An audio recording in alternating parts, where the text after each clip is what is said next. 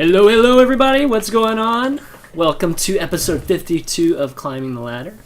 I'm your host, Chainman V, and joining me as always is my cohort in crime, John Clark.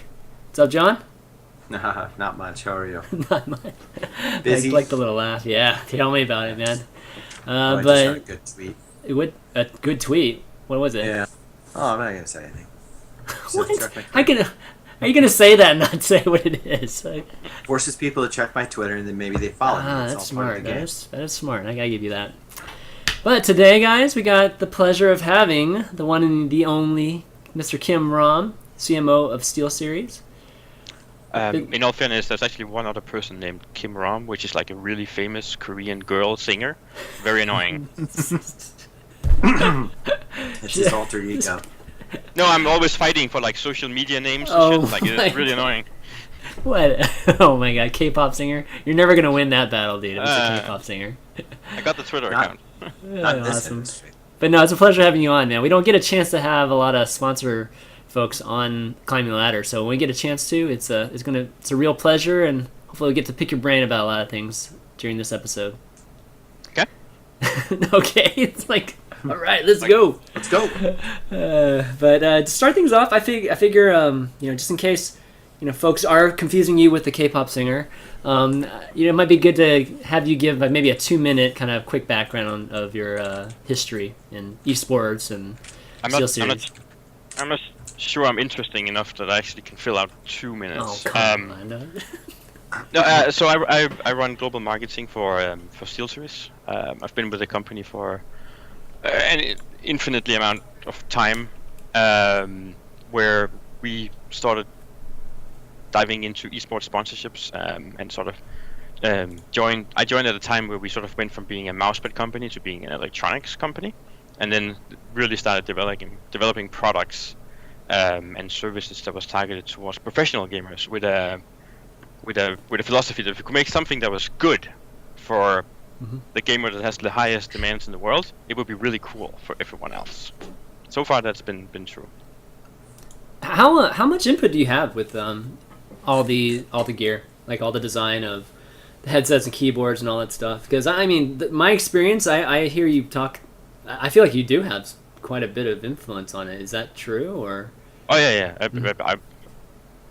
So there are many groups in a company that all work together, but I would say that the testing aspect that we do to professional gamers has veto rights. If we come and say, hey, this doesn't work, then we fix it and put it to market later. I see. Okay. Very, very cool.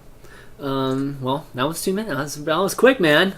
That was like overly abbreviated. I mean, I know it's a little bit longer than that, but yeah. So let's talk about SteelSeries. So one thing I did, Kim was correcting me with SteelSeries. There's one word. Gosh, I'm looking at the Reddit thread there, and I need to change the Reddit thread. Chat, yeah, if it goes in chat, make sure you use it as one word. One word, guys, or you're gonna be kicked, man, banned permanently. I'll find you. I'll find you. Okay, so let's talk about SteelSeries and from the standpoint of sponsoring and being a huge sponsor in esports, right? I've always been a huge player, and lots of the viewers of this show, particularly from the StarCraft 2 scene. So, you've had a huge presence there. So let's talk about 2013. What's your kind of outlook on it, and what SteelSeries kind of stands right now? Because I feel like you guys have taken just a little bit of a step kind of back just to kind of see how things are going. Like, I don't know, is that a correct statement or not? Versus I actually don't. In the past. So I think there's two answers. The first one is no. Okay. We actually, we really have esports is still a primary focus for us and for our product development and marketing activities. If I should say something that may have changed, it is that the overall price of sponsoring a team has gone up considerably, and it keeps rising year over year. And I think people out there would be like seriously surprised by some of the amounts that are being asked by a professional gaming team. So over time, there's just a limit to how many of them you can actually keep sponsoring, just from a purely financial perspective. There's also another aspect of that, which is a sponsorship is really only effective if you actually use the partner that you are sponsoring. That you do activities with them. So by having 200 teams, you're only really gonna activate with like 10% of them, where you're actually gonna do like cool, funny, awesome activities that sort of benefit more than just yourself. So I think what we have done, you know, why the reason why you asked this question is because there are certain teams that are not sponsored by us anymore. I think what we have done is actually more sort of like allocated our dollars slightly different. We're still sponsoring many teams, but they're spread across the planet. We didn't have a lot of Asian teams before, for instance. Now we have a really good portfolio of teams in Asia. Okay, so you're diversifying. I guess you're spreading out like kind of the money. I feel like if you're a CounterStrike player in Sweden, you probably know us by now. Yeah, that's for sure. So yeah, so we're a global company and we're selling products globally, right? So I'd more say that we have spread our sponsorship amounts across the planet to get hopefully more diverse effect out of it. Yeah, and the recent obviously sponsoring of Fnatic, kind of displays what we were talking about when it comes to Asia and that sort of thing. So, when we're talking about teams, of course we're going to bring up EG, right? I mean, you SteelSeries and EG were like kind of synonymous for a long time, I would say, because. So talk to me a little bit about that. And is that a perfect example of teams? The price of sponsoring a team just being extremely high right now. Actually, what happened was that Alex Garfield, the founder of Evil Geniuses, have certain homoerotic tendencies. I knew this was coming. No. So actually, let me answer it in two ways, just to be like really like annoying politician type slick asshole. You know what? We sponsored Evil Geniuses like way back, like in 2002, I think. Yeah. And then we stopped sponsoring them, and Razer came in and sponsored them for a while. Oh, really? I didn't know that. Wow. Okay. No. See, there's very many things in esports are actually very cyclical. Mm-hmm. But I would say that now we're sort of reaching that fluxion point again, where the money that came into it were just like there was a lot. If you notice, they are now sponsored by two peripheral sponsors, Astro and Razer. Yep. Which you can view that in two ways. You can see that either we like them so much that it took two companies to buy us out of the contract, or you can say that one of the other company's headsets stink so much that they needed like another headset. I don't know what the answer is, of course. Oh man. That being said, we wish the best for Evil Geniuses, and I'm still friends with a lot of those people, and I hope we'll continue to be that. But the financial of that deal didn't make sense. Mm-hmm. It didn't make sense as an investment, unfortunately. When they were raising the price, which I imagine they were as they were gaining, I don't know what the right word is, popularity or whatever. Were you guys, and you were saying earlier that it's very much about interacting with those that you're sponsoring, because that's basically how you're going to get the word out. As teams were starting to ask for more, were you guys also in return asking for more as far as what they would do for you and sort of things that yes, that you guys would work together on? Okay, absolutely. Were some like not receptive to that? No, actually, not at all. I feel like I'm really old, right? So I've been here for a long time, and like I ran. Okay, we're all old. Okay, I ran teams way back in 98, 99. And back then, the sponsorships we were getting, the value we were providing was that we would sit down and play games.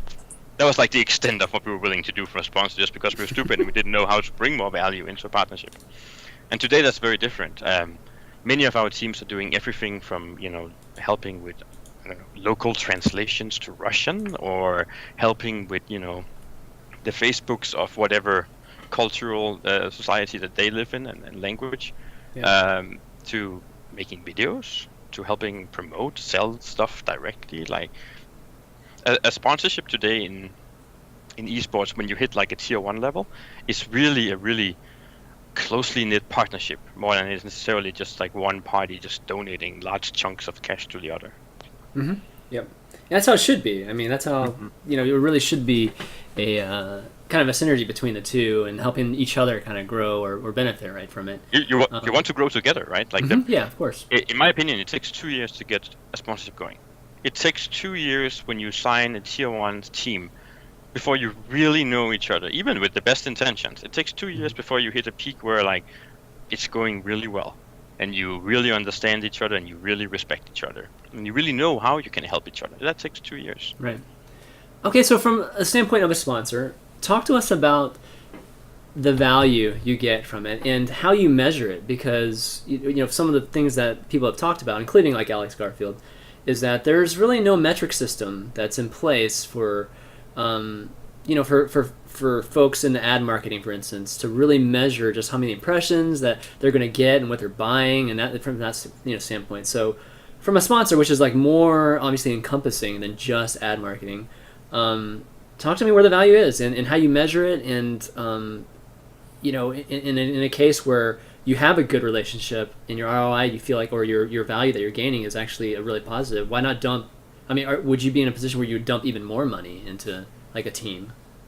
Yes, there is not a single marketeer in the world who wouldn't say yes to that question, because if you can create a marketing engine where you put in $5 and you get a very measurable 15 back or whatever that number would be, you're just going to keep dumping money into it, right? Like that's never-ending cycle. Yeah, but that... My God, I would dump millions into that. For us, for SteelSeries, it's a combination of like very soft values and very hard values. So we do look at the hard values. The hard values could be, okay, if we sponsor community site X or we sponsor team X, how much traffic can we see that actually comes from that website that hits SteelSeries.com? That's a pretty good metric. Yep, that's tangible.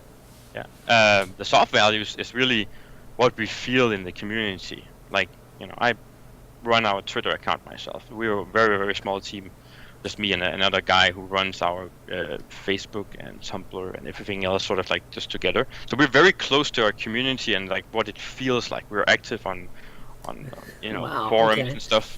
So for us, it's actually very how it feels like. We don't need so much like a big monthly report from anyone, because we kind of know what's happening. We actually watch the tournaments and so on. So for us, it's a combination of hard values and soft values. It's also hard value for us.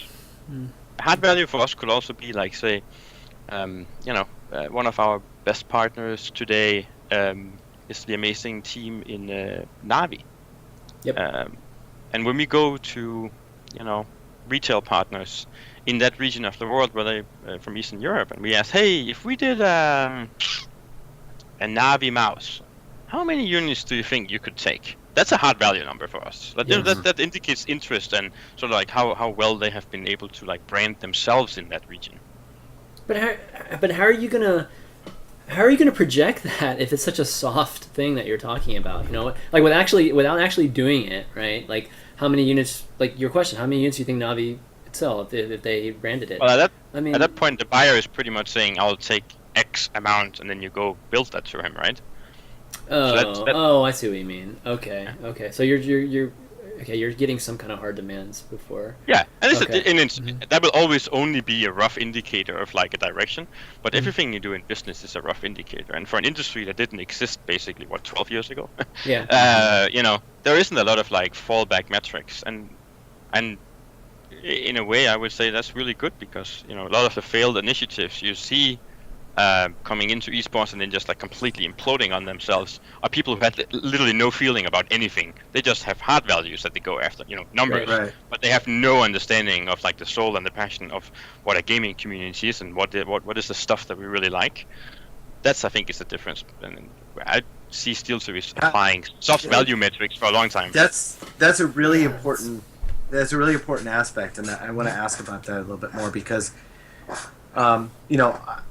I've worked with different startups over the last 12 years that have really just been strictly about the numbers, and right off the bat, it's okay. We've got investment, we've got numbers we've got money to put into this, and we're going to go after this XYZ numbers. It's all about the numbers, and they don't really have a true passion or understanding of the community.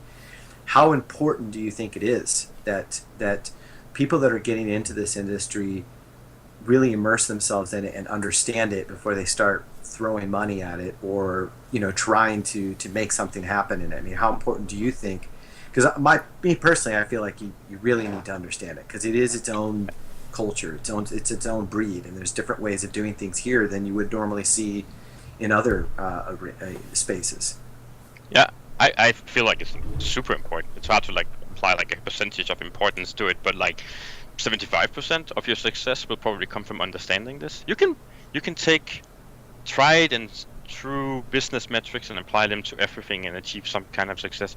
But for a community that gets their information probably faster than anything else in the world, who share and get more input from more sources than probably anything else in the world, it's just a completely different culture. And we're dealing with a product that we're all very passionate about. You know, no one turns on, I think, an esports thing just because there is really nothing else on. You kind of like we have a good selection, right?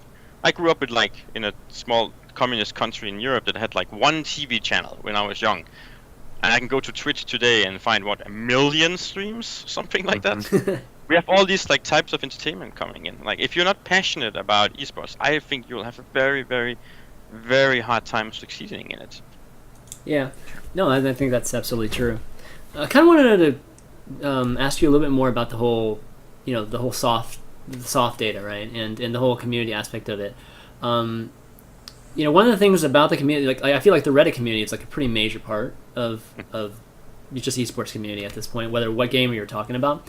And a lot of people talk about Reddit as it's just like, John always calls it a cesspool. Again, like I'm not quite like that, but how do you kind of filter all that stuff and really get a true sense of what the community feels, and how do you measure the magnitude of it too? Like, it's such a soft thing. It's like, but there has to be some kind of definition to something that's soft. It can't just be a pure instinct thing, because I don't think that's necessarily accurate sometimes, right? Because it could be subjective. It could be like, if you're the only person that's doing the soft analysis for SteelSeries, which I know you're probably not, but let's say you were just that single person. Well, it's kind of subjective as to how how you feel about certain things, right? Or certain events or certain reactions to things. But let me ask you about something. Isn't everything you do in business subjective? Yes. You can take the same report and you can really read those numbers in many, many different ways, right? Okay. And even like a good marketing analytics report is really just odds. Yeah. So to follow that point up, how many people are doing that kind of soft analysis? Well, I would say it primarily stems from me. I would like to get back to that because I actually disagree with you. Okay, go. And then other than that, I mean, we have a lot of people in this company who are gamers, go home every day, or sometimes a lot of the time also when they should be working and doing stuff at the office, of course, right? Play games. They're part of the community, because today you don't really fire up a game and then you're like isolated in front of your screen, right? There is usually some kind of community aspect to everything that we play, one way or another. Yep. So I feel like most of this company has a very good like sense of tone. They have a good feeling about what's going on in the world. For me, and this was the point I want to come back to, like everything is subjective, but feeling a gaming community and just feeling what's going on Reddit or on Team Liquid or whatever sub-community we're talking about, it's like a language. You either speak German or you don't speak German. And you can speak gaming. I genuinely believe that. No, I mean, I believe it too, Kim, and believe me, it's like I think you do a great job of doing that and interpreting how the community views obviously your brand and just other folks too. It's just I'm trying to figure out exactly. Give me a scenario where it's actually worked out very great for you, where your interpretation of how the community has just kind of the pulse of the community has led to just more hits on your site or more sales, or just brand, or even just brand. Well, I don't look at our product portfolio. Yeah. Look at the fact that people go home and they buy a Siberia and they take to Twitter to tell everyone that they bought a Siberia. Look at the fact that Siberia, and since they came out, that is probably the Lee mouse in the world that has won the most amount of tournaments in where we have had sponsorships. Yep. That's success to me more than it's like a marketing campaign where we did like this. Like the feeling the community in that way and sort of like writing messages that they don't necessarily conceive as just like bullshit marketing that's being forced down their throats. That's understanding the community, in my opinion. Never lying, as the community. Okay, so getting players to say that getting players to basically openly talk about, their SteelSeries, just gear that they enjoy using and that sort of thing. Trying to get them to say that in their own words is one thing, but it's also like writing it. So like, go on our website and read the FAQs. Like, I think we're the only company in the world where like, if I buy this mousepad, will I become a better gamer? And we say nope, you won't. Because it's a tool for you to achieve something, but the tool itself won't make it. Oh, but that's not a given. I don't think any other company does that. So when I say speaking gaming and speaking community, it's also like, I feel like I wouldn't call it Reddit a cesspool. I feel like gaming culture in many ways is like the last bastion of freedom in like a digital culture. Like, it's like the modern version of a hippie culture in many ways. Yeah, I can see that. And just being honest and credible, never trying to like just do short-term bullshit solutions is really what will keep you in the game. Okay, yeah, that's definitely good points there, and I think obviously the gaming community, I think can totally relate to that, and we always. How important is it to understand each game's community too, because they are very different in how they react to sponsors, how they're purchasing power, and they're purchasing trends and things like that. How important is it to understand each game? Very important. I genuinely feel it's very important. The tree, you can almost do a triangle of like different community aspects and say, okay, here's CounterStrike, here's StarCraft 2, and here's League of Legends. And they almost couldn't be more different, right? And if you don't know how to interpret the comments, like go to hlttv.org and read comments, you won't see a lot of sunshine there, Like, that's a lot of negativity, like condensed into like one community site. But if you don't know how to read that, and you don't know how to interpret what that means, then you probably would never make anything for Counter-Strike players again. Yep. So it's very important, very important. It's definitely true. So, from the standpoint of sponsoring teams, and you've definitely sponsored individuals too, right? Mm-hmm. Talk to me the difference in those type of things, and from a standpoint of efficiency, and kind of the pros and cons of each. So there are good teams and bad teams in terms of like sponsoring them, not just about results and sponsoring. Or sponsoring teams. Okay, so how about this? So more of the concept of. Okay, go ahead. Sponsoring a good team means that they have a large team. Okay. So it's not just a few people, and they're overloaded because they're managing both a team and they're managing like sponsorship relations, and they're trying to send their players and book them travel tickets and whatever, right? Yeah. And that's really the difference between sponsoring a good team. We'll have an organization in place that allows you to do a lot of stuff with them, activate a lot of things. Mm-hmm. Whereas sponsoring an individual or a bad team means that you're putting a lot of pressure really on one person. He has to do a lot of things, and that can sometimes be hard. Not that this in any way affected anything, but like we used to sponsor Grubby for many years, yep. Mm-hmm. And like the guy, Manuel will forever have my amazing amounts of respect because he actually runs a business at the same time as being a player. Can you imagine the pressure on someone who has to do all the things surrounding the game and then sit down and focus on the game at the same time? Like I don't think I could do that. Right, and Manuel is a perfect example too, because is it more of the state of esports and kind of where the management, from a management level, how the management right now on teams, is facilitating this kind of necessity that some of the players just can't do, like Grubby can do at this point, right? There's a lot of players that just don't even know what any knowledge, don't have any knowledge of how to do any of this stuff, right? Go ahead. So I feel Manuel is unique because he just have like 750 IQ points more than most people on planet Earth. Right. So he can do a lot of things. I feel like esports is changing, which is good. Technology is by nature disruptive in every capacity we can almost think of, right? Mm-hmm. So when we're talking about the sports that's really built on technology and distribution of content that's tied to the technology advancement, then you're going to have an industry that's constantly going to be in like a state of change and flux. that also works for the business model. And one of the things that we're going to see over the next 2 to 3 years is probably teams themselves, because they're going to at some point have to prove relevancy. Yeah, you're seeing, publishers starting to do their own tournaments to a certain extent. So do they want to necessarily sign a team, or would they just rather just go to the players or hire a team manager themselves and then try to build a property that they're controlling? We're going to see a lot of interesting battles where until someone really figures out, are we going with an NFL model, or are we going with a European FIFA model, or what's really going to end up in esports, or if even a tennis model. I mean, it's something that we've talked about in the past, which is this kind of collision between a team sport and an individual sport, right? There's kind of two separate type of competitions in, say, something like StarCraft, right?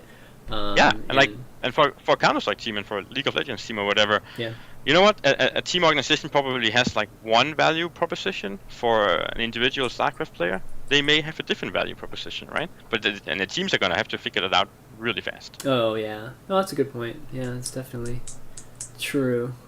Is it at all efficient in your eyes to if every player was like Grubby? Is it more efficient to do that, just to go after the individual players you want, right? Versus taking in a whole team that might have some players that you just, is going to bring back value.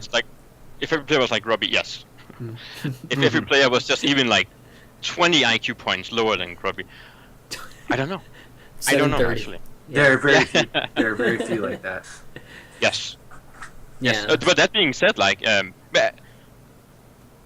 oh man, this could get me in trouble. I feel like there's a difference in players also. And I don't necessarily mean this in a bad way, but the limited exposure I have over the last 12 years to Counter-Strike teams, and say some of the best players I have met in StarCraft 2, I feel like the breed is almost the game itself is almost attracting a different kind of personality. So I feel like the StarCraft 2 players are actually probably in many ways more independent and would almost maybe have an easier time doing this than they would, when you have to be a really good team player. It doesn't matter that you're the best aimer in the world if you're a horrible team player. I used to try to build teams of that in Denmark, and they failed miserably. You have to find that magic where 5 people click on a Counter-Strike team for that to be really efficient. So you probably attract a different kind of player than you necessarily do where I think it's almost like boxing going into a StarCraft 2 match. That probably would also affect my answer in that one. I think it's probably easier to do that for StarCraft 2 than it necessarily would be for League of Legends or for Counter-Strike, simply because of the nature of the game and the player. From the standpoint of dealing with teams versus individuals, and I'm assuming with the individuals, a lot of times, I mean, Grubby's a special case. Grubby likes to, like you said, do everything himself. But a lot of the individuals these days, you're seeing management companies, right? You're seeing the good agency and Andrew at CSN and even EMG, right? Yeah. So from the standpoint of dealing with them, which would you rather prefer to deal with, right now, currently? Interesting question. I you know what? I actually don't have a preference. I feel like if you bring honesty and professionalism to the table, it doesn't really matter. I would say that I've dealt with esports management. They're super nice guys, and I haven't felt my fear was that and we're in management, so now plus 100% of the price. That has not been the case at all. I haven't seen that, so I wouldn't necessarily have a preference. The only thing I would say is they would probably be more professional just because they would probably have some processes in place for certain things. I feel like passion in many ways for me personally outweighs experience. And I bet you that, Alex Garfield or Alex from Navi or Alex from SK, there's a lot of Alexes in gaming. Actually. Yeah, there are. I was just noticing that. But you know what? They're passionate about what they do because they live and breathe their team 24/7. So maybe at the end of the day, it would be easier to deal with those guys just because they have their heart in what they do so much. Yeah, and you can probably relate to them a little bit more too, given that passion. Is that fair? Yes, yeah. But me personally, yes. Okay, great. Let's see. Next question I have for you is, there's kind of been a shift, you kind of talked about it being an inflection point, when we were talking about EG and Razer and SteelSeries. Razer right now seems to be the one that's popping up everywhere, right? Trying to sponsor every single team, and you're taking kind of a different approach, right? Talk to me about the differences right now in what you guys are doing versus them. Well, I tried that. Like, I tried a few years back to just like, sponsor every team I could basically touch in. Back then, when CounterStrike was sort of like the ruling sport. Mm-hmm. I don't think I was a better partner. I don't think I created more value for the teams we sponsored by having so many teams to sponsor. Apart from, obviously financial support that allowed them to do a lot of things and travel. Mm-hmm. And I think what we're realizing is that we just get both more bang for the buck, but we also create better stuff. And by stuff, I say tournaments, activities, activations, the value that we bring to our retail partners, where we can sort of like include the teams from our own perspective and from a perspective of trying to grow esports as a whole. Actually, sponsoring fewer partners that you have a much closer relationship to is a preferred approach for us. I can't tell you what the other company has a strategy, but for us, that's where we see the most results.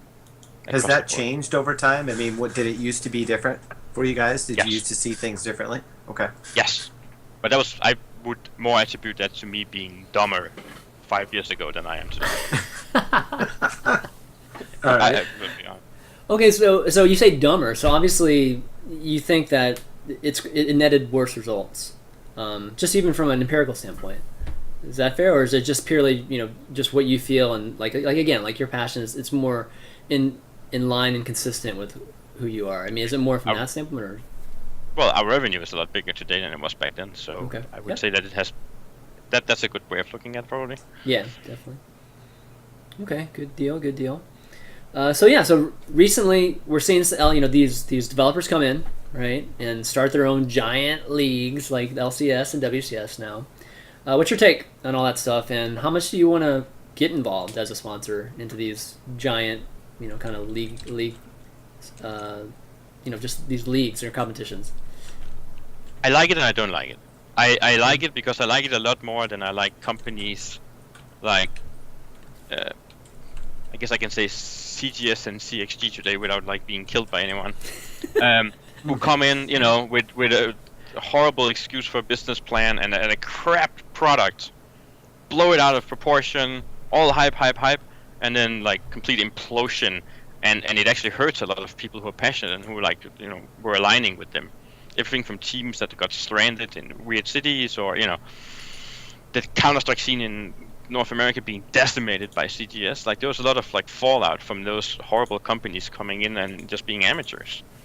Yep. I feel like that will happen a lot less when we have companies like Riot and Blizzard and so on doing these things, Valve doing the international.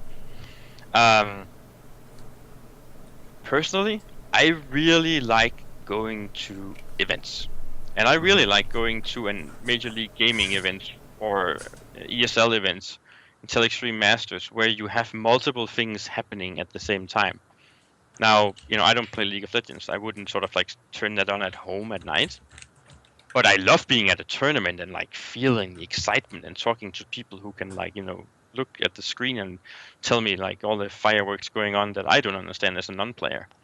I love that. But we're not gonna have that. We're not gonna have the Olympics when we have a model where the publishers do everything, right? Yeah. Then we're not gonna have the Olympics. So I hope those two will coexist, because I like the Olympics personally. I really love the Olympics. Well, I mean, definitely when the IP is owned by somebody, it's going to be difficult. Can you see a scenario where there's an open source product ever, like an open source game that can be in esports, or do you think that'll never happen?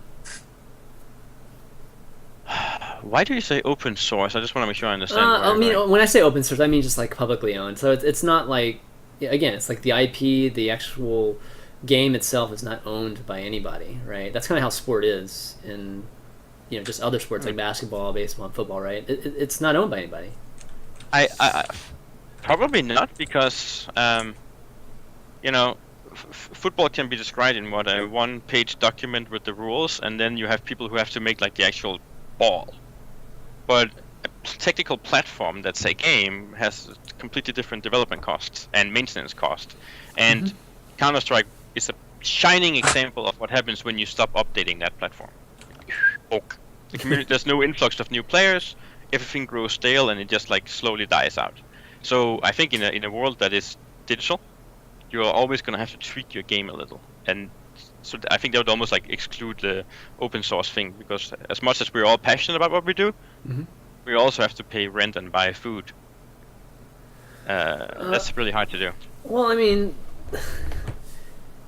but the community could play a huge part in putting together. I mean, the reason that I think CounterStrike and Quake were so big was because of the community's involvement in finding ways to improve the game itself. So couldn't there be something out there that comes out and then basically the community itself drives the constant updating of that game? Or do you see that being a problem too? I just see it as a resource. Like, 2 months from now, I'm gonna have my firstborn if everything goes well. Do you think I would contribute a lot of lines of code when that happens? Like, if I was the guy involved in that? I just feel like real life will take over at some point, no matter how passionate we are. If we can turn it into something that can actually help us pay rent and buy food, it's really hard to stay passionate for a long time, you know? Yeah, I just think that, I mean, I'm not sure, is that the same as... I'm not sure that's necessarily a counter-argument against the whole, again, public game, because... I mean, we can create businesses and entities and whatever, however you want to say, leagues, businesses, whatever you want, around this kind of, venue that, or game or product or whatever that just happens, that we don't have to pay anybody for. CS Pro Mod is by far the best version of CounterStrike that has ever existed. Yeah, but CounterStrike is still. I can't find a server with people. Okay. It's still, among like several Counter-Strike versions are still among, the top 10 most played games on Steam. But when I download Counter-Strike Pro Mod, I can't find a server with less than ping 120 from Chicago that has people on it. I'm not sure that the community can like live up to do it because it takes a structured effort, I see what you mean. It does. It takes a pointed effort. There are certain priorities, things that sort of like needs to happen in the right order to make something successful. So technology is kind of a limitation, I guess, is what you're saying. Time is a limitation. Time too, I suppose. Time. I mean, we had this situation happen in Quake where a mod would be created by somebody in the community that was very passionate about it. 2 coders working on it together, and they kept working on it and updating. Everyone was excited. Then all of a sudden, you didn't get any more updates. You're like, where did the guys go? And then you find out, in searching for them, which back then it was just forums and email, that real life happened. And so they just didn't have the same time anymore to work on it. So you were hoping to get the code, which we were lucky enough to do, and then pass it on to somebody that got to, could upkeep it. But I mean, time is definitely an issue, I think, in community efforts. Time is... Okay, go ahead. Go ahead, Tim. I think time is literally the most valuable resource that we have, especially as we get older and then we sort of get less time in front of us. Yeah. I still I don't know, but I'm definitely still on. You're hopeful. You're very hopeful. No, I'm not just hopeful. It's just I just feel like no matter what given point you're at, I think I totally see your point where Pro Mod at one point just it just stopped kind of continuing as a product, but any given point of the product, it could potentially be just an esport. I mean, it could be good enough to have an esport or competitive gaming around it. As a community. I guess you could say something like Warsaw. It doesn't. Warsaw might be a good example of something like that, where it's taken basically the code that was regurgitated from is it Quake 2, I believe, and it's just created its own game, and it's definitely considered an esport, not obviously in the same breath as League of Legends, StarCraft 2, but it's its own game. It's community based, community built. I suppose that could be an example of it. But again, time. I mean, if the coders just decide at some point that they're going to get married and have kids and that's it, and going to go get a real job, then it kind of just ends at that point. Sure. Yeah, Chris. My point is so I used to run several really good Counter-Strike teams in Denmark back in the day, and I had 2 major enemies that would kill my Counter-Strike teams when they got drafted to the sorry excuse that is the Danish military, or when they got a girlfriend for the first time. Life happened, right? Life happened. Life happened. Yeah. Okay. Yeah. Maybe I'm just thinking too much in the ideal standpoint, because theoretically, community, is more than a few people. You know, like just theoretically, open source is a community of people, right? I mean, it is. But for most communities, I think there's a percentage where like between 95% and 99% consume, and actual stuff is created by a much smaller percentage. Yeah. No, practically speaking, you guys are right. Probably practically speaking. Okay, let's talk about saturation levels right now, and kind of the saturation versus growth. When it comes to esports, and when I talk about saturation, I mean sports sponsor saturation, whether it's high or low. Okay, and those kind of things kind of go hand in hand. They kind of grow. They kind of go together, I guess, in a way, right? Saturation either becomes greater if the growth is at a slower rate, right? So I kind of wanted to ask you, like, at what point do you think we are right now? Do you think there are too many sponsors in esports, just like endemic kind of sponsors, or do you think that there's obviously like we need this, we just need a huge growth from the standpoint of sponsorships from non-endemics as well as endemics? I don't think there can be too many sponsors in esports. To answer that question first, I don't think there is an oversaturation, and I see esports as being very cyclical, really. Time repeats time. When I carpet bombed CounterStrike with sponsorships 5 years ago, there aren't a lot of those people, in my opinion, left today that are necessarily playing Dota 2 or League of Legends. Life happens. They move on and also sort of finds other things. Sure. So I feel like there's a high churn of people in esports, sort of like on the spectator side. So I think this is a never-ending process. I don't think for the next 10 years that we're going to find something like soccer that we will also have 50 years from now. That's far out.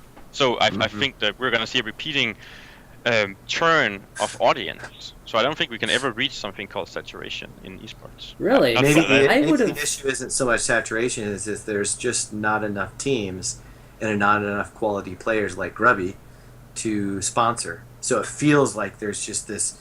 It just feels like there's 6 teams and they're all sponsored by 4 of the same organizations, and so in reality, it's just there's just not enough people to sponsor. Mostly probably because they're not at the maturity level to be able to actually work with a sponsor in the way that the sponsor needs to.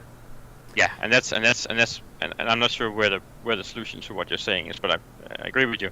It's like, so what do you do, right? Do you do like an LCS model where you invite a certain amount of teams? Do like an international where there's only 16 teams or whatever that sort of like goes into that?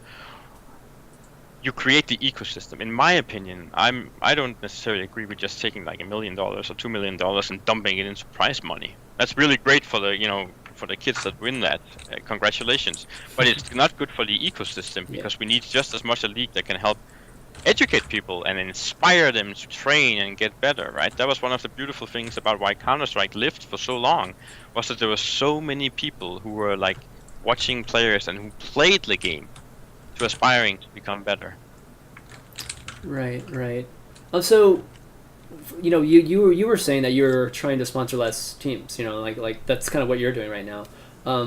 There is a level where you can have too many sponsors, right? I mean, where you can't really be giving enough attention and time to the sponsorship. Yes. If these are true partnerships, right? So that's kind of where that question I think originated, was that I feel like there's only a finite amount of sponsors that each team, each event, or each event organizer or even league or whatever you want to call it can handle. So are we at that point, or we're not even close to that point? I don't think we're close to it, but we're also not NASCAR yet. And when it becomes NASCAR, so if you have a team, let's use Evil Genius as an example. When Evil Geniuses walks on stage and they have 17 sponsors on the shirt, but they don't. All of those 17 sponsors have less value, right? Yeah, of course. But if they with 4 logos, there's probably some point. I don't think we're there yet. I don't feel like I only watch marketing when I watch something happening in esports. So personally, I don't feel like we're there yet. Okay. And getting to your point. And I can also say that I haven't been in a situation where I was talking to a team and then for a split second consider it not engaging because there were too many sponsors. I've never been in that situation. Oh, okay. Well, that's good. I mean, Evil Genius obviously would be one of the people that I could see a sponsor considering, like, hey, how much attention are we going to get? We can talk about deliverables, but really, how much attention are you going to we gonna get from you guys when you have like 12 other sponsors, something like that. So, I feel like if they don't overlap, if they don't overlap, then I feel like there's room for all of them. Okay.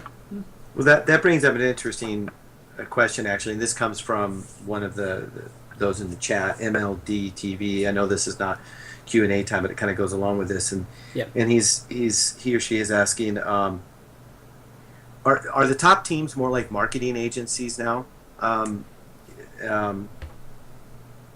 Would you rather sponsor a team that was winning tournaments or a team that was more mediocre that really pushed your product? I mean, for you guys, where you guys are at, I mean, are these teams more marketing now, or do you see them as teams that are competing in competition? Both. I think so. I think we're seeing a natural evolution where when you get to like the tier 1 aspect of like being a team, you need to transform yourself into some kind of marketing agency. That doesn't mean you should lose a passion for what you do, but you need to at least get in a staff that can help you promote sponsored products, because if not, you're screwed. I do both. I allocate money both to like those tier 1 teams and to the young, passionate, aspiring teams or players that are doing everything they can to climb up there. I would say that one of the sort of pillars of the success I feel like SteelSeries has had in our sponsorship program and strategy is that we have gone the down levels and then sponsored upcoming teams. Right. Okay, great. Yeah, that was a good question.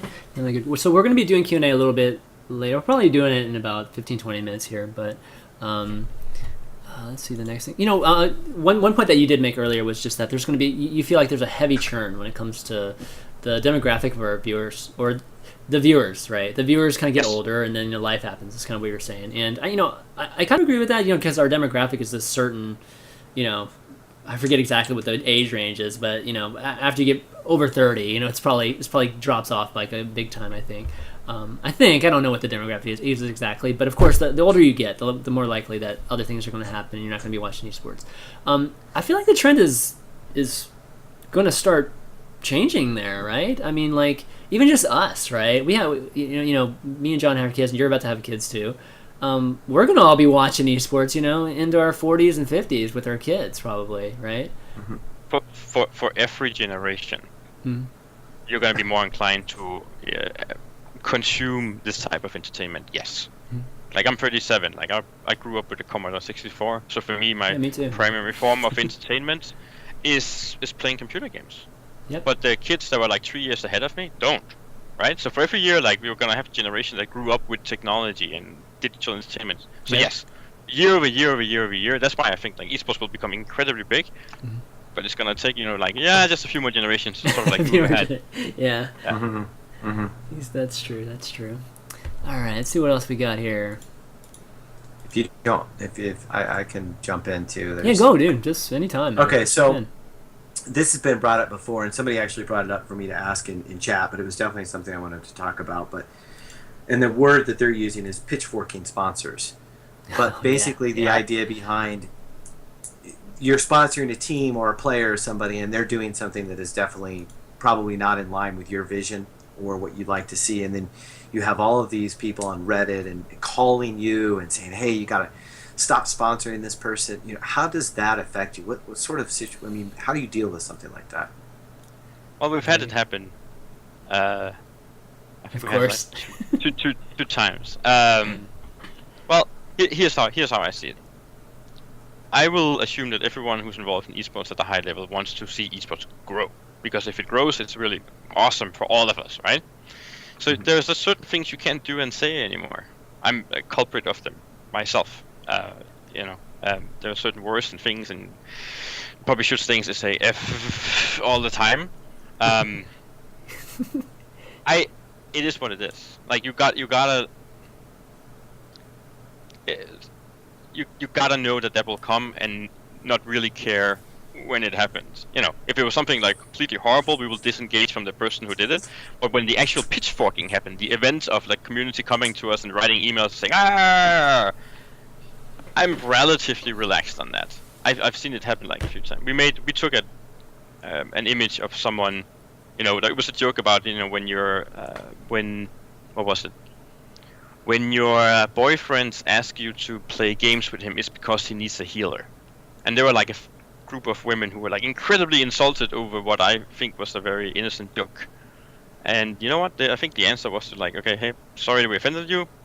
It was humor, which is sometimes really hard to explain over the internet. If you're like paralyzed, because there's pitchforking the event of that happening, I think you have a problem, because this is sort of like in the culture of the internet. People are waiting for something to get angry over. I feel like often like you're like something I can have emotion over, like, and then they sort of like go out and deep end. Okay, so what do you think about people telling folks that, hey, don't go writing to sponsors, and when the first time this happens? You guys seem to be. Go ahead. Yeah, I think it goes both ways. Like, I was really happy when people started writing, and this happened with the advent of StarCraft 2. This never happened in CounterStrike. Like, years and years and years and years of sponsoring CounterStrike teams. This happened like maybe once a year, where we would get like a letter from someone like, hey, I bought a headset because you sponsored Team Blah. Mm-hmm. In StarCraft 2, when that happened, like, there was a very mature community. I felt like it almost like popped up overnight around that game, and who started contacting us, saying, hey, you know what? Because you sponsored blah or blah, we bought this. Then you also have to accept that the opposite will happen, right?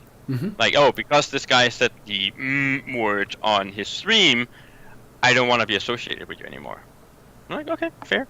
You know. Yeah, you're not going to really fair to me. Yeah, and that seems really fair that people express their opinions. Yeah.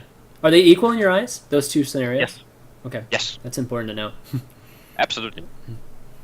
Again, there's a bandwagon effect that can happen when pitchforking happens. Often it's a bandwagon, like, oh, now I found something to be angry over. Bandwagon? What are you talking about? So again, you have to speak that language to understand that. But I feel that the emotion in a person that gets them to do one of those two things are equally important. Absolutely. Okay, great. Do you feel that hurts when that happens with companies that are not like yours, or that are not like you, and that you do understand the community? But let's say it's a new sponsor that comes in, very new to esports, and it could be a huge opportunity, and then something happens with one of the people that they're sponsoring, and everyone goes ape crazy, and the pitchforks come out and everything. I mean, for me, I just feel like that's just ridiculous. Well, go to the team first, go to the player first. Let's talk about a specific scenario. Like just bring up a specific scenario, and well, I would love. Gigabyte's not new to esports. I was going to bring up the Gigabyte Destiny thing, but Gigabyte's not really new to esports. But I would love to answer your question, John, because I think I have a good answer for it. Here's the thing: if you have a new non-endemic sponsor coming into esports, it's because someone in that company stuck his neck out. Someone in that company went into a room with people and convinced someone to place a bet on this, and that guy is responsible for that. So you're not just hurting that player who said something horrible or who did something stupid. You're actually hurting that guy in that company who was trying to convince or change inertia in his company to invest into esports. Right. And in that room and that situation, when he has to stand there and say, yeah, and we received 217 Twitter comments from people who say they will never buy our shit product again, that's really hard. So you're hurting esports as a whole more than you're hurting the player that they were sponsoring. That's my take on it. Agreed. I totally agree with that. Is there a situation that, or an instance where you felt like, you felt like a player or somebody, that was kind of a victim of this pitchforking, was wrongfully treated, I guess, like the result of it was kind of whether it's being kicked out of a team or whatever, it was just kind of a good case of where the pitchforking was just totally a negative, a distinct negative. I think I can use myself as an example. Okay. I because I'm not very smart as a person. Whatever. So I once wrote a blog post about how I felt like there was something wrong in general with female CounterStrike teams because they weren't competing with the males. Oh, boy. There we go. Yeah, that was really smart. So we received a lot of letters from women who would never buy our products again, and I do kind of see the points just because I should have been clearer in my own articulation of what I was trying to say. And I was like, wow, like I didn't know that me having an opinion about something, but I didn't understand that women have like a sisterhood. So if you criticize one aspect of the women, you're criticizing all women. You're gonna get yourself in trouble again here. Yeah. The old girls club. So I went to the source. Like there was as a community person, it was Athena Twin, the founder of PMS Clan, who was sort of like rallying the troops. So I just went to the source and talked to her, and like she actually agreed with me when I was like explain what I was trying to say in my broken English. So I know the bandwagon effect firsthand. Like it can get out of hand really fast. But I haven't seen anything in the community where I was like, wow, that guy really didn't deserve that thing happened to him. Not in gaming. I've seen it in technology in general, like recently where someone made a stupid joke and got fired from their job, which I think was completely ridiculous. But I haven't really seen it in gaming, I think. Okay. John, you got anything else? I mean, I was going to take I want to add break. to that real quick. Somebody asked, excuse me. Whoa. Jeez, breaking my stuff here. Wanted to ask about going along with that. What about players or teams that are you're sponsoring that are on their own streams, and then they come back and they're the ones that are rude or controversial, and they come back and say, well, it's a personal stream. It's oftentimes it's a plus 17. And again, this has all happened before, we know. So the reason I'm asking is people want your opinion on this from the sponsor's point of view. Yeah. I mean, you're sponsoring that player. He's on his own stream. He's doing things that are definitely controversial. I always equate it to like somebody like Howard Stern. I mean, there's plenty of sponsors that would put money on Howard Stern, regardless of how controversial it is. But it's very clear that if you listen to him, that's what you're going to get. So I guess people are asking about that. Yeah, and you know, so here's how I would answer it. There are certain types of things I would not tolerate, and there are certain types of things I would tolerate, like racism, or like gay bashing or something like that. You know what? I would have zero tolerance for that. Saying fuck, I wouldn't have a problem with. But we have people who are really offended by someone who says fuck. We have people who actually contact us because they're a player who said fuck on a stream. I don't care. What? Really?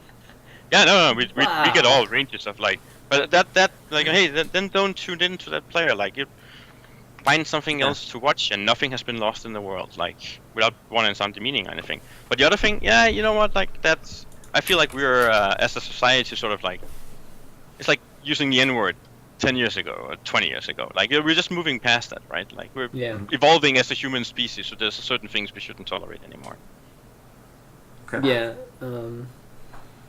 I mean, you know, that particular case, there's obviously words, right, that kind of have, you know, that are kind of in the gaming culture that have obviously different connotations in just in society. Like rape. Like the word rape. Yeah. Let's talk about rape and stuff like that. For FPS players, we would say that like it was nothing. Just, you know, you'd say, I just raped you, you know, or I just raped someone, so I just owned them, you know, would be another way of saying it. But I don't think, me personally, I would say that today. But so as a sponsor, how do you view that, and as a gamer too, right? Yeah. No. Hey, and you're right, because I think maybe this is just also gaming getting older, but like, you know, I used to be married to a female CounterStrike player, and she was a world champion back then at the SWC 2004. Mm-hmm. When she would like practice next to me, and when I was practicing, the shit people would say to her when they found out that she was a girl, like holy fuck, like it was amazing. And back then I sort of shrugged it off and laughed at it. I guess if I was on a public stream today, I would have a problem with it. Okay. That's funny, because I think we actually need a little bit more trash talking these days. But it's mostly because I'm in my reach now is a lot in the StarCraft 2 community, and it's very passive. We need more. But don't you think you could do that without using the word rape? Could trash talk. Yeah, you could. Saying you absolutely could. Offensive terms. I would mention like receding hairlines and like the fact that I'm really old and I'm a ginger and like really ugly. Like there are a lot of things to like attack me on. Like you don't have to do it like just because I have a big penis or whatever. You know, that people simply mock me with. Right. And people know this how. Yeah. All All right, guys. That movie, Well, man. I know a lot of you in the stream chat have a lot of questions, so why don't we take a break, like maybe a quick couple minute break, where so we can get some water or that sort of thing, and we'll come back and we'll start answering your questions. And the way we'll do Q&A, guys, is you can call them in or you can ask them in the stream chat. And the way to call them in is add me on Skype or just start calling me on Skype. My Skype is ChanManV. And we'll start taking some live calls with Kim Rom here, CMO of SteelSeries. So we'll be back in a second. Okay, so we have like a minute here. Yeah, 2 minutes. Yep. Right, be right back. Yep.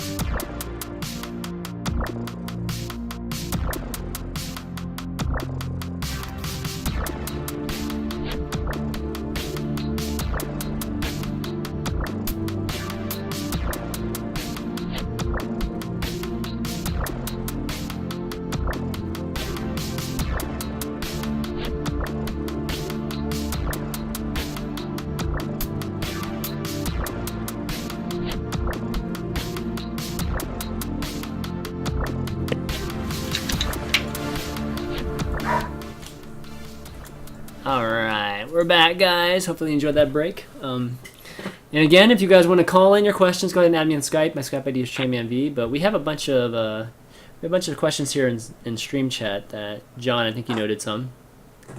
Yes, I wrote down about 7 of them, but we won't ask them all. I'll try to combine a couple of them.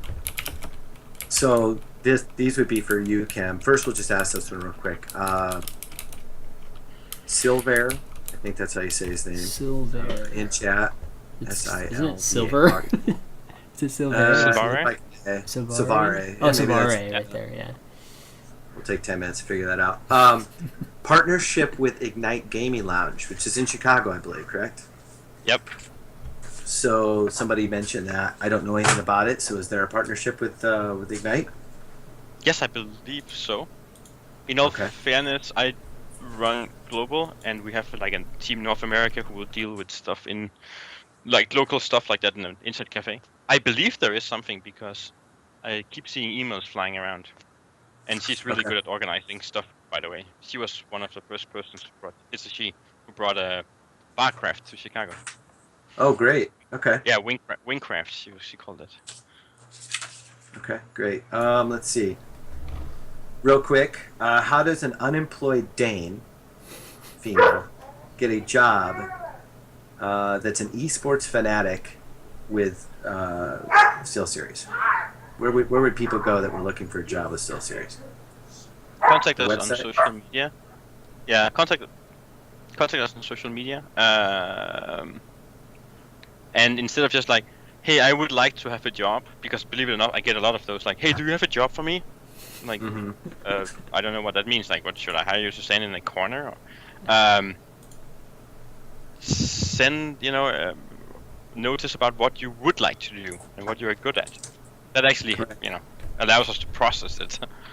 That kind of goes with the next question, actually, which is really good. And I think a lot of people listening that maybe might have smaller teams or have teams that are looking for sponsorships.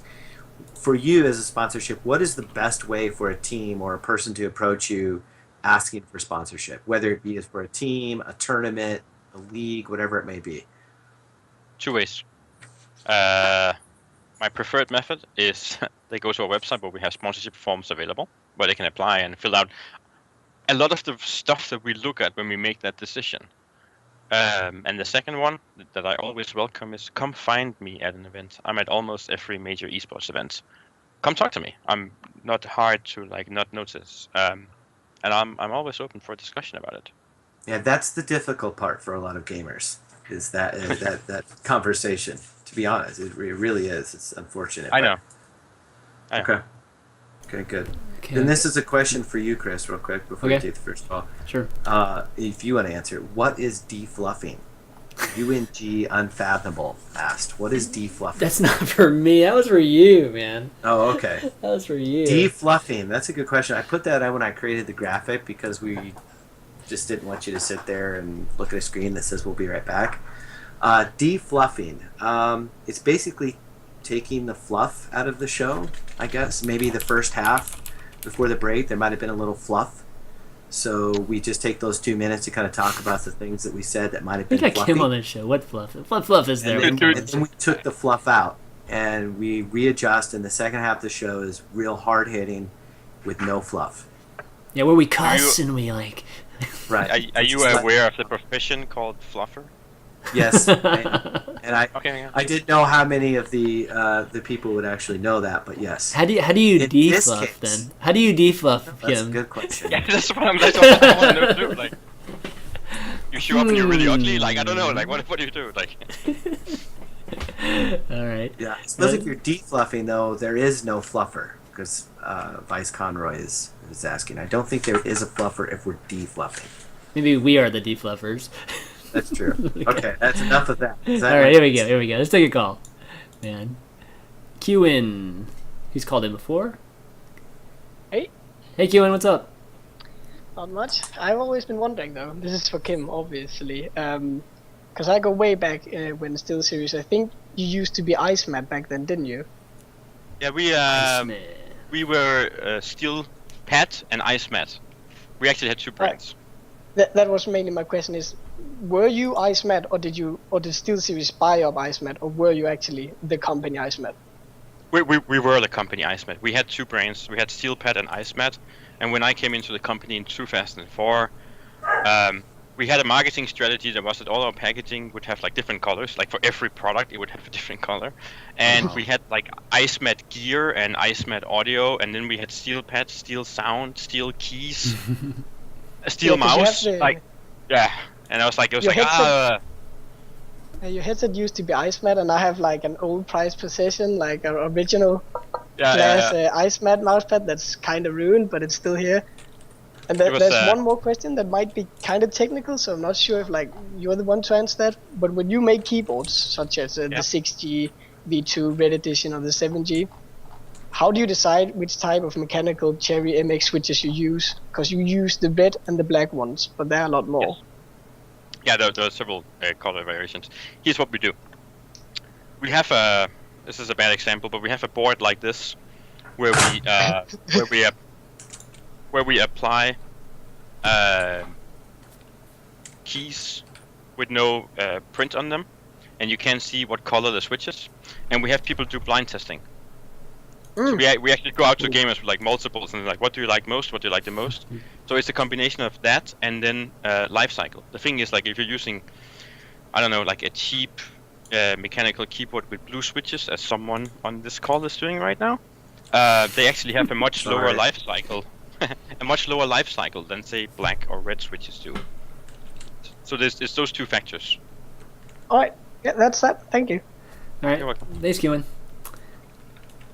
I got a question here from somebody in stream chat that has to do with the designing of mice of late, and with a lot of pro gamers complaining, or not even just complaining, but really having injuries, right? Wrist injuries and neck injuries and so on. Has there been any kind of has it affected any way of you guys designing the mice, or have you guys just it's just more of a standpoint of them just doing what they're doing just way too much? I mean, I would say that it hasn't affected what we do, because from the beginning, when you design a mouse, ergonomics is where you start. For any mouse product to be successful, you have to forget that you're using it, right? It has to be like a natural extension of your hand. It's just what you use to communicate with your computer. So the bulk of the time, like with our first mouse, Jesus Christ, I spent like 3 years of my life together with the rest of the team at SteelSeries trying to come up with a shape that would be so good that you would forget that you were using a mouse. So it hasn't affected anything, because from the beginning, that is like the single most important thing that we look at. When we have the shape locked down, then we start, switches and sensor and like placement of that, and like all those things. Weight, but it really starts like with the form. So your hand, like, do you know how many hours a day I spent with a mouse in my hand? Like, it is the single most important thing for a mouse. Okay, great. I've got a question here from, it's not Silvari, but it's from Silver on Skype, and he's from Sweden. He wants to know how Kim feels about sponsoring small leagues to make a national scene grow. For instance, I have held a Swedish SE2 league for 1 year now, and want to expand to get better players, and for that we need sponsors. So my question is, what do you feel about how do you feel about sponsor stuff like this, and what is his advice? I'm like kind of translating. What is this advice to making, I guess, this kind of thing bigger? So it's really approaching us to use the sponsorship form, or we have a Swedish guy who's stalking me right now, who runs our Swedish marketing. We have sponsored a lot of like small stuff. We sponsor more than 450 different like local smaller activities a year now in SteelSeries, which is just a significant amount of time just managing that. We sponsor Swedish eSports League and so on, and we are from Denmark, so obviously Sweden is a very important territory to us. We have more Swedes working for us now than we have Danes. It's really that, like, we would love to help with those types of initiatives. Just use the sponsorship form, and to grow it, partners. You can run your own tournaments as long as you want to, but getting more partners in to help you with it, in whatever shape or form that is, they will help you with exposure. Like a soft drink sponsor will help you, like, promoting it, it's through their channels and so on and so on. That's the easiest way, I think, to grow an entity like that. Okay, thanks for the question, Silver. Let's see, any questions you see, John, here? No, but going along with that, actually, because I was writing it down, is for a lot of the smaller, you said you had, 400 or something like that, just smaller sponsorships. Somebody had asked, when it is a smaller sponsorship or, for a smaller team, what type of sponsorship is that normally? Is that just product? Is that some sort of just partnership and link sharing? Or what does that normally entail, a smaller sponsorship? A smaller sponsorship would typically entail product, and in some cases a significant percentage discount coupon. Okay. Okay. We've tried to do that both for our own webshop, like, hey, you get 50% off, or we've tried to do it in cooperation with major retailers in that region. So, example, somewhere in Dallas, we find the Best Buy that's closest to that, and try to make a deal to drive traffic to that store. That's really hard to do, but it's our preferred method of doing it, because as a company where we are, if we can prove to a retail partner that esports is something that is important and has value to them, then they will invest into it. And everybody wins.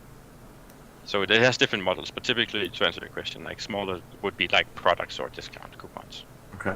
Somebody in the chat is saying that they've used the online form, and the minimum requirement is 300 participants. So he's saying that's not really a small scene initiative. If you have to have at least 300, that's fairly large. I agree. The trick is just to send it in anyway. Okay. No, because and I say that, and I probably shouldn't be saying this on the street. the problem is that everybody wants free stuff, right? So Right. we also have a lot of scammers who are just trying to get 5 or 10 headsets for a competition that really never existed, so they can eBay them. Yeah, and that's hard to track. That really is hard to track. Some of them. It really is. So so we put like small stuff like that in between, just fill it out anyway. Okay. You heard it. You're gonna get like 1,000 of them. 1,000 tournament submissions here. I'm sure the local teams tomorrow will be really happy that I said that on our stream. Exactly. See, how far do you think esports, how far do you think esports are going to get TV-wise compared to like Korea with SC? GOM TV International or something like that. Like I guess, or maybe how important is TV to esports these days with new media? Unimportant. Agreed.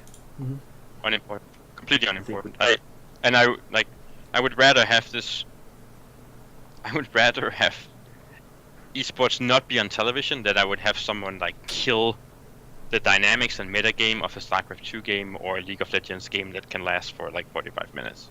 Right? I would rather not be on television and then just use modern technology that we're all going to be using 10 years from now anyway. Like, I wouldn't be in the television manufacturing industry or that type of industry 10, 15 years from now, because look at Twitch, right? It's completely changed the landscape for how we consume these types of things. Yeah, absolutely. I mean, if anything, our industry's ahead of the game. I mean, I think we're going to see mainstream media switch to this. So I don't have a lot of exposure to like 8 or 10 year olds, but the CEO of SteelSeries has 2 boys in that age, and we were having dinner the other day. His kids just sit and plays Minecraft or whatever game that they're playing, and then they have, I'm not kidding you, then they have YouTube running on an iPad next to it, just like with tips and tricks of people playing games. That's what my kids do too.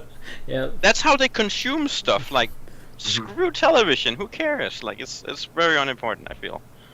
Oh man, YouTube's a big subject here in my house. Yeah. It's like, oh my gosh, I struggle with that like every day, like letting them watch YouTube, because there's just so much, there's like lots of stuff that I want my kids to be watching on YouTube too at the same time. So it's definitely a tough thing. Okay. Let's watch violent games and see what happens. It's not even the violent games part I'm talking about. Okay, let's see. All these questions about Inferno, man. I've got one real quick. Yeah.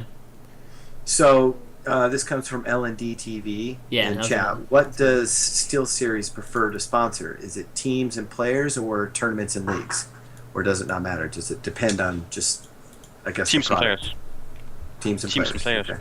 That's good to know for me. I'll remember that. I run tournaments and leagues, so I'm gonna write that down. Well, nothing is mutually exclusive, but I definitely prefer sponsoring teams and players.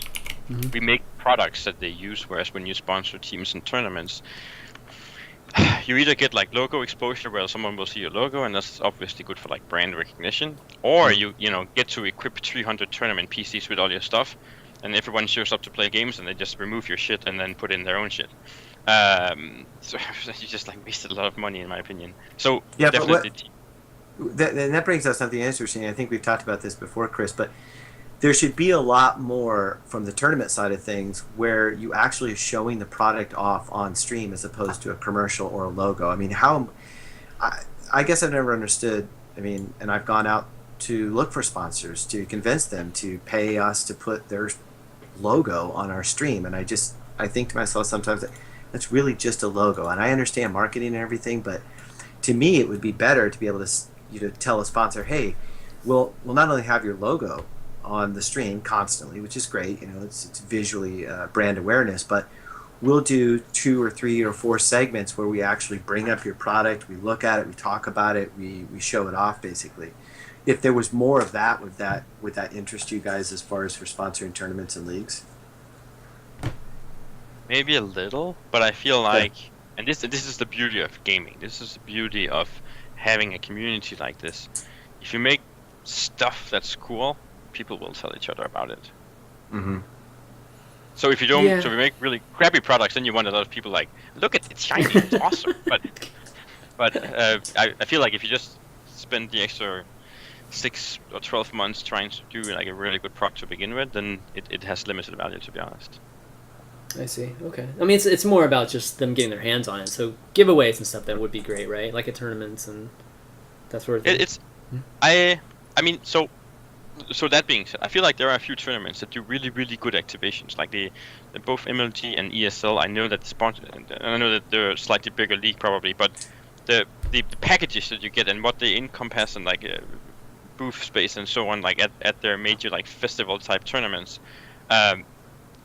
would be interesting because it's such a comprehensive package that have like a lot of different components to it. I feel like for a company who makes mice and keyboards and headsets that are being used by actual players, that we get more out of sponsoring players and organizations. If I was making Monster Energy or something, hey, maybe my viewpoint would be very different. I've never gone down that thought route, so I can't really tell you.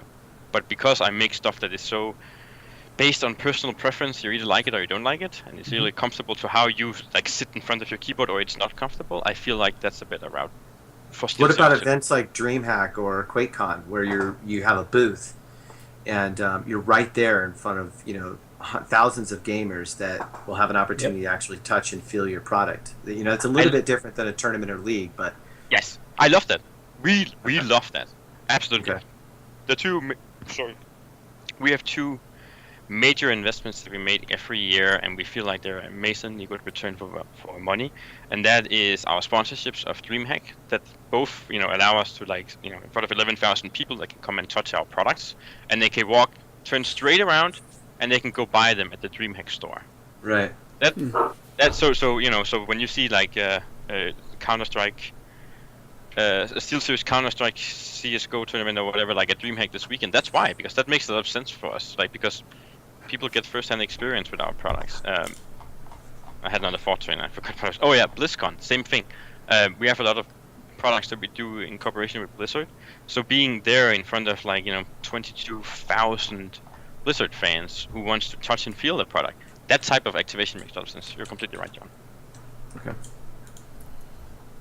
If you can incorporate the physical component of that, the interest level goes up by factor N. Yeah, I totally agree. I mean, the reason I bring that up is, well, one, I'm hoping to help out QuakeCon again this year, so I might be reaching out to you, which should be interesting. But more importantly is I've been a part of a tournament in which it was perceived that it was not a very well-ran tournament, that the tournament must have sucked. And in reality, the players really enjoyed it because they were what were being taken care of. But more importantly, the sponsors that were at the event thought the event was a huge success because of the number of people that walked through at the live event. I mean, it wasn't about, they didn't care what our stream numbers were.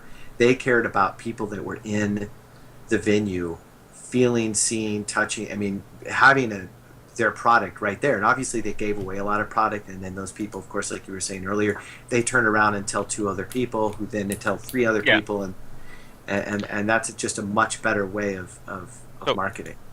Yeah, when you make physical stuff, you want people to touch it and then make an opinion if they like it or not.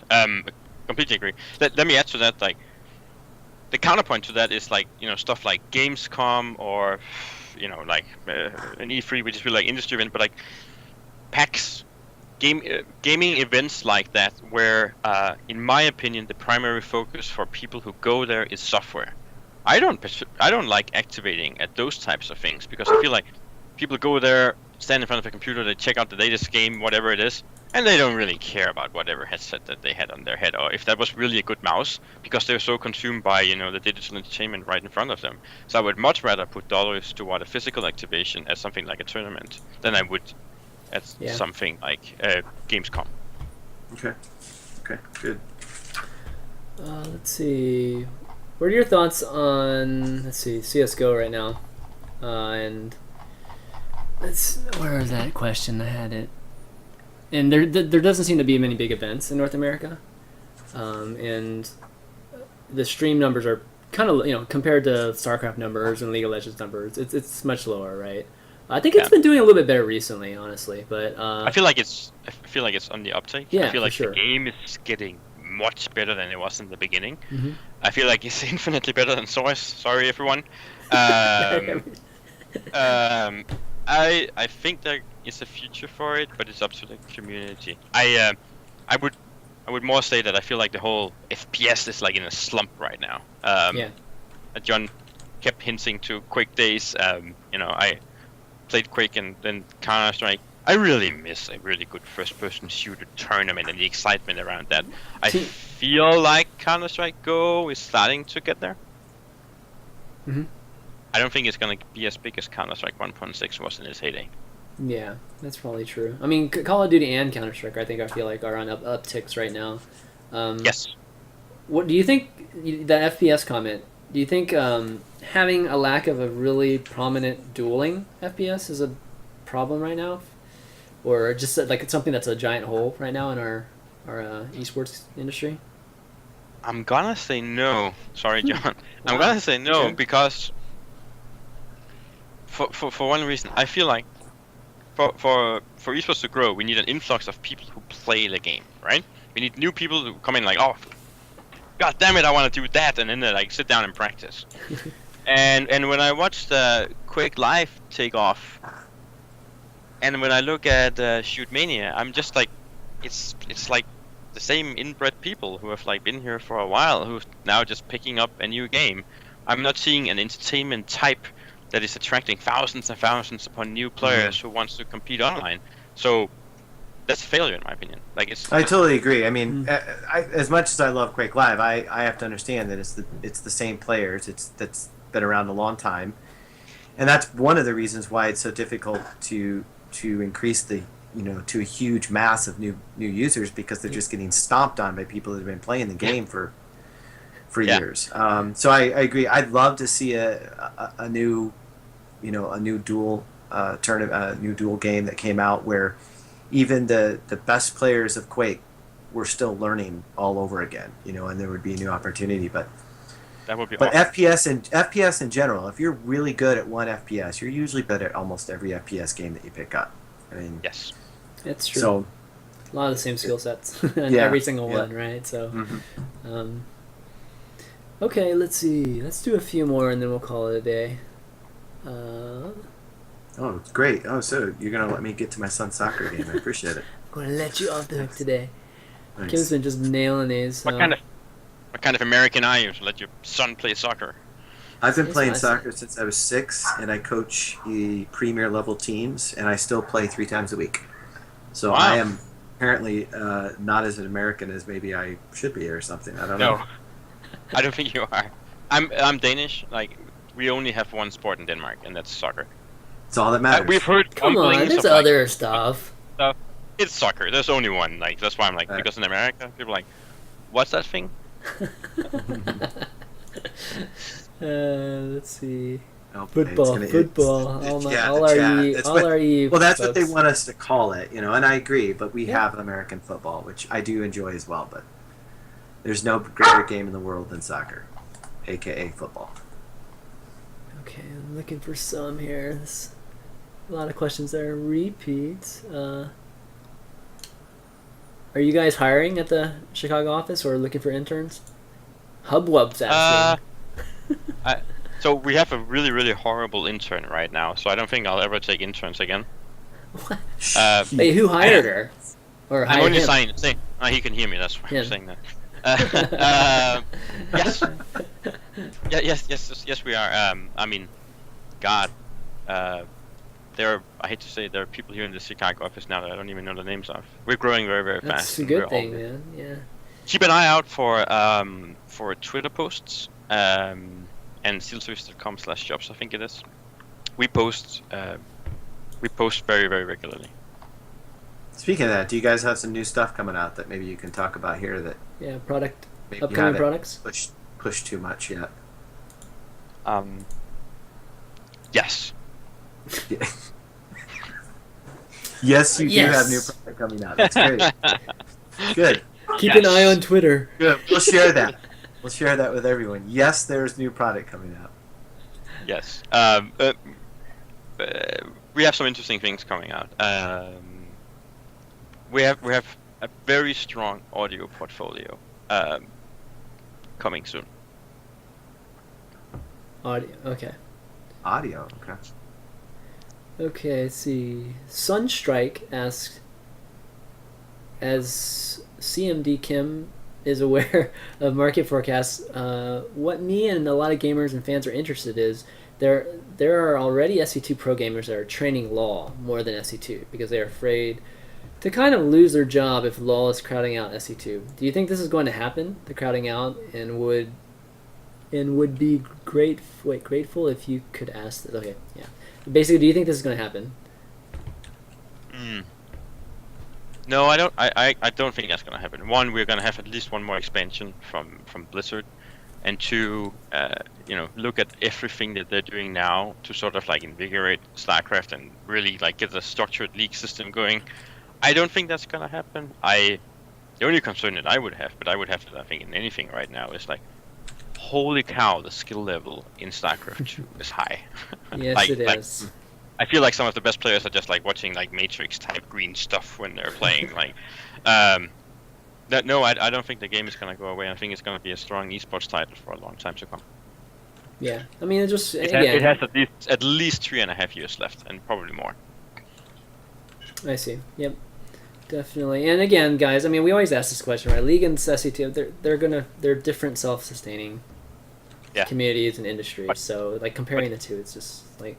Oh yeah, but it's super positive that Blizzard now, as a publisher, is stepping in and saying, okay, here's our initiative, and it's, to me, a very, very good initiative. So, no, I don't think it's gonna go away. I think you should play the game that you're passionate about. I think that's how you're gonna win. That's how you're gonna get the best. I mean, you can't be the best in the world in a game that you're not passionate about. There's just no way. So, cool. Fatality was the best at Painkiller, and he wasn't passionate about that. He was just that much better than everybody. There was 11 people worldwide who played like I know.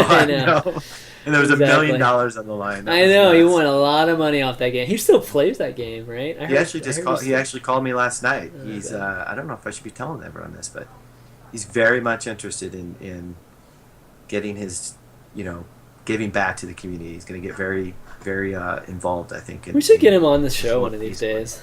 We absolutely should. Cool. I've been trying to get Dennis too, Thresh on here too. Boy, that would be a name that most people would be like, who the heck is Thresh and Fatality on the same show? That'd be pretty funny. Oh my goodness, crazy. Yeah, but one of these days. Okay, one more question and we'll call it. Come on, where are these? I have one. Okay, go for it. If you can find yours. We may have already mentioned it too, but just wondering, do you feel that it's easier for teams to be sponsored? I mean, it's kind of an interesting question, but I think the answer is easy. Is to be sponsored in popular games like League of Legends, StarCraft 2, rather than sponsoring teams in Call of Duty or CS:GO, where there's still an uptick. But does it just make sense, I guess, more for you to sponsor in the more popular games at this point? That is actually a really good question.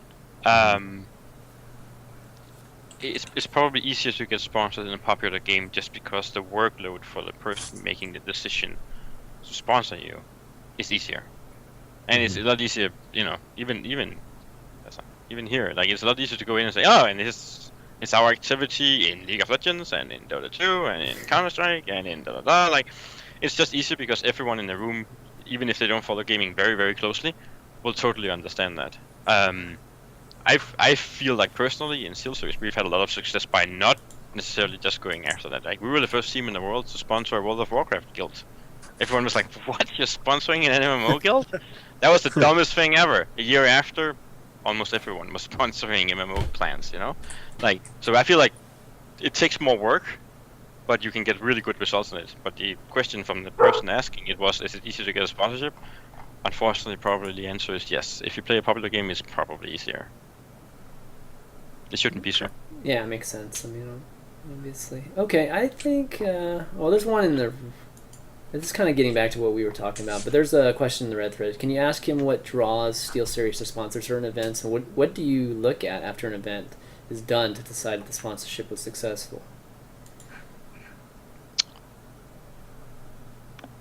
Dollar amount and time invested versus soft and hard numbers. This is really silly. Yeah, exactly. It's kind of getting back. But let me try to if we had no traffic to our website coming, hey, okay, that's one indicator. If the stream numbers for the event that we were sponsoring were like 40 people on the stream, probably a bad investment, so there are those types of metrics. Traffic at the event and stream traffic are like the two hard numbers that I would say like I look at first. And then honestly, there's a soft number, and again it's a soft number, but that is the amount of wine you see after the event. There's nothing I hate more than being a part of something where there was a big fallout and someone walked out of the tournament, or there was like a big dispute because the rule set wasn't clear, so there was a three-way tie and everyone feels like they got screwed over royally. Like those types of things, I hate being involved in them. Just because you might want to stay out of the WCS for a while then. Yeah. Yeah, definitely. But you know what I mean, right? We've been doing this for such a long time. Like it's like, come on. Yeah, your name gets attached to that, regardless of whether you had anything to do with it or not. I mean, I totally understand that. It sucks. Again, like I have people who write letters to me when someone says "fuck" on a stream. So can you imagine the letters I get when I see that? Trust me, because we get them. Well, all right, buddy. It was Kim. It was awesome having you on the show today. And we know we've been working on having you on, so it's finally being able to get you on is also it's definitely a great achievement. But and I'm proud to say that I'm wearing SteelSeries headphones, and I was typing on a SteelSeries keyboard. I noticed that you had a 7H with a weird sticker on the side. It's a sticker of underwear. It's a razor sticker. It's underwear. No, it really is an underwear. Is it a man? Is that a Man Pack sticker? Hold on, let me get it back. Is that a Man Pack sticker? Yeah, it's from a company it is. sponsored in eSports. They were interested. I talked to the CEO. He was like, "Oh, this looks cool. We send out underwear and toiletries to guys that want to just have it show up at their door once a month." You interested, Kim?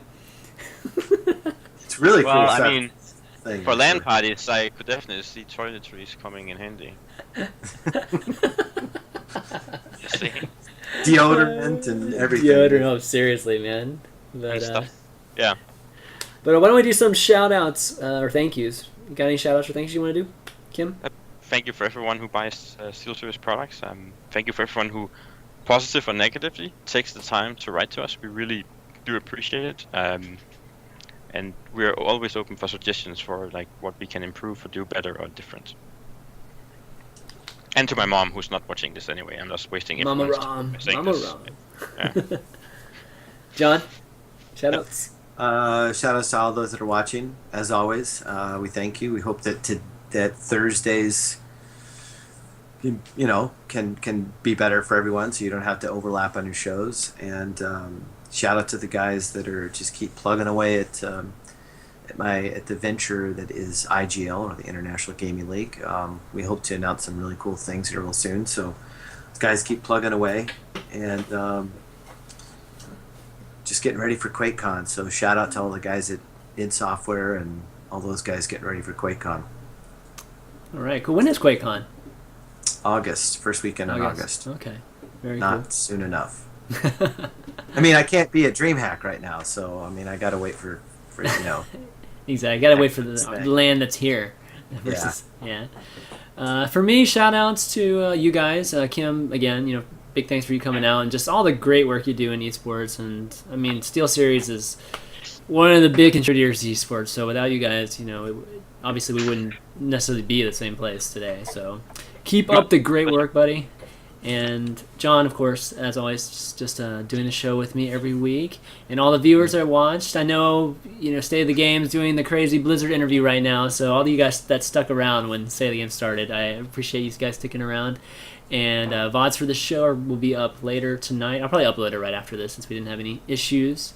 And I think that's about it. The only thing else I'll plug is our Twitter. Just follow us on Twitter, twitter.com/ChampionV, twitter.com/ES_John Clark, and at Kim. Is it Kim Rom or Kim _Rom? Kim Rom. Kim Rom. And go and follow us on Twitter. And Pro Corner. Pro Corner might be Monday, might not, but I'm doing something completely new with it, so look out for an announcement with Pro Corner, because I think you guys will be interested in what I'm doing. You're not going to leak it? You're not going to... Not yet, because I'm not sure it's Monday. I might have to do it next week. But next week we have the crazy guy, Robert Olin, on the show to talk about DreamHack, this weekend, so it'll be great. And the map show, guys, I'm postponing it one more week just because next week is pretty darn crazy for me, and I felt like having Robert on is pretty timely. So we will be still doing that map making show, map making community show very soon. So not giving up on that if you guys are all worried. But anyways, okay, that's going to be it. Go ahead. And Richard should be back next week. Oh yeah, Richard. Yeah, guys, Richard was on the way to DreamHack. Dick should be back next week. Okay. Dick, nice. He's gonna hate me. Yeah, that's awesome. But okay, guys, that's gonna be it for climbing the ladder this week. So for John Clark, Kim Rom, and I, we'll see you next time. Thanks guys. Later. Do you have credits today? I do.